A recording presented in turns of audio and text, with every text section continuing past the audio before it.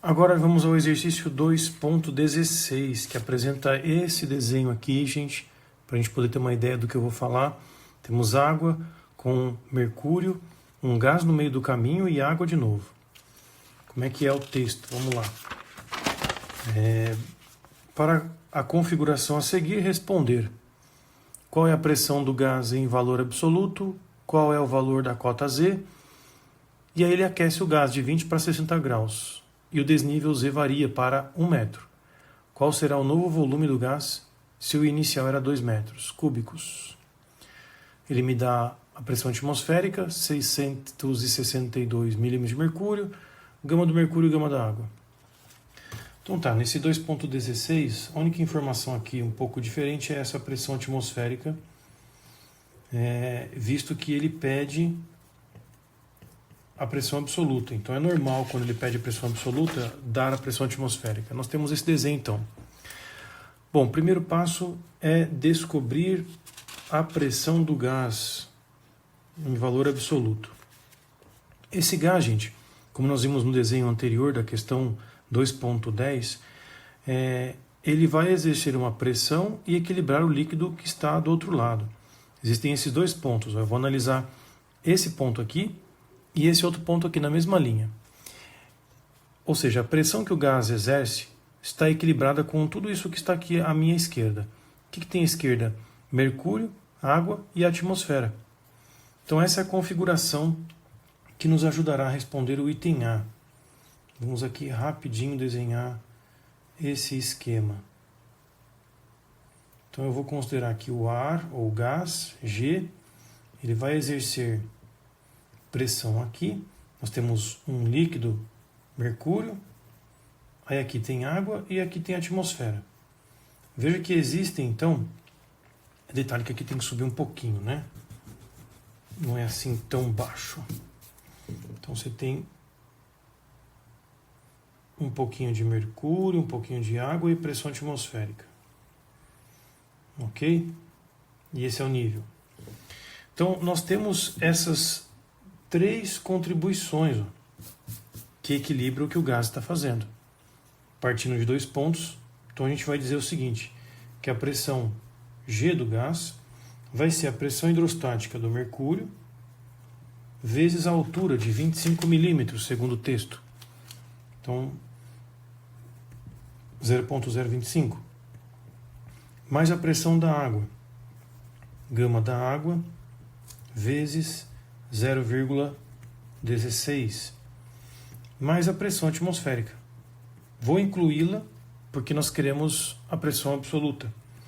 Então a pressão desse gás vai ser igual a 136, 10 a terceira, vezes 0,025, mais 10 a quarta, 0,160, mais a pressão atmosférica, que é aquele valor em milímetros de mercúrio. Como é que faz a correção?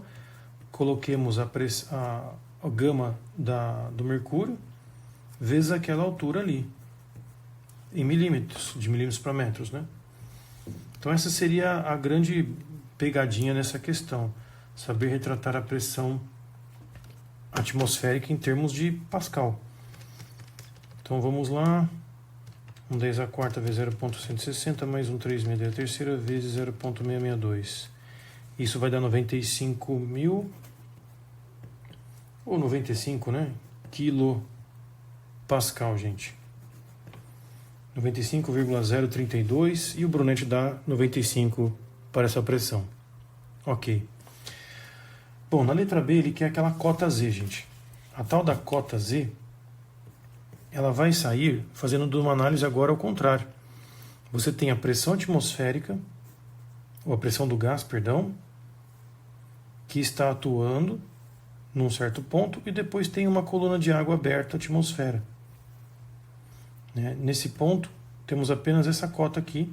Então, temos a atmosfera e essa cota da água.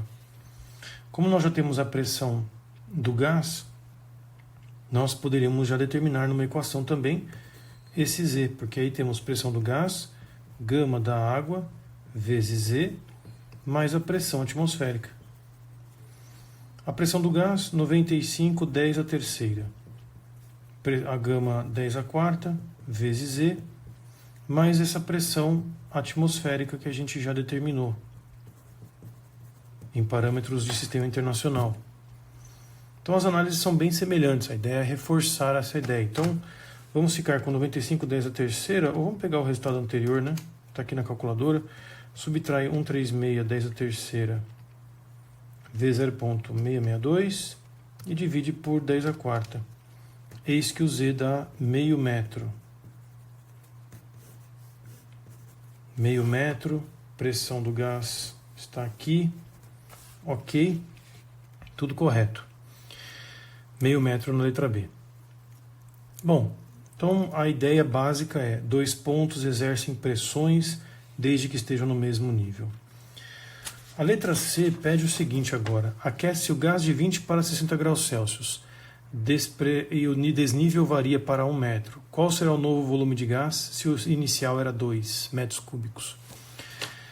Como nós temos um aquecimento, esse gás vai se expandir. Isso vai executar mais pressão, incluindo aumento dessa cota Z. Para descobrir o volume do gás lá dentro, eu preciso da pressão absoluta dele. Pressão absoluta que pode ser calculada usando esse mesmo esquema. Porque agora a pressão do gás é nova. O gama da água continua o gama, mas o Z é novo. E a pressão atmosférica está lá. Então eu vou achar a pressão absoluta desse gás já aquecido. Essa pressão do gás então vai ser 10 a quarta vezes 1, mais 136, 10 a terceira vezes 0,662, que é a pressão atmosférica, corrigida para o sistema internacional. Então 10 a quarta, mais 136, 10 a terceira vezes 0,662. Eis que a pressão do gás nova é 100.032 Pascal. Essa pressão vai ocupar um volume. E aí a gente executa o famoso PVT Povotó, P1V1T1 igual a P2V2T2. Mas detalhe, hein? Isso aqui é absoluto, não dá para usar efetivo. Vamos lá. Qual que foi a pressão do gás anterior para nós? 95, 10 a terceira. O volume inicial 2. E a temperatura 20 graus Celsius. Então 273 mais 20.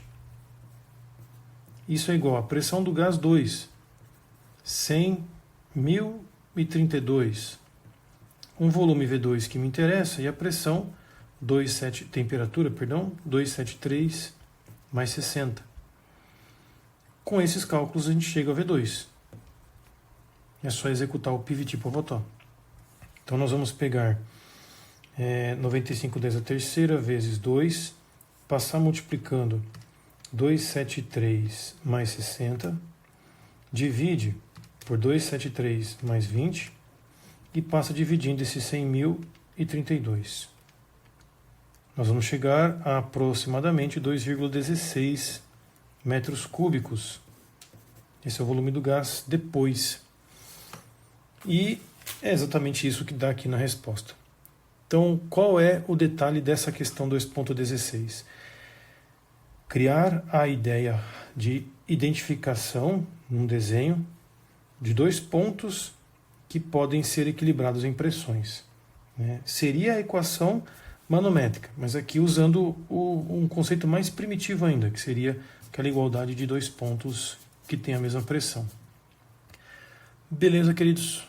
Essa sequência de exercícios encerra essa etapa de cálculo de pressão, e aí vamos entrar agora em outros quesitos envolvendo forças e pistões.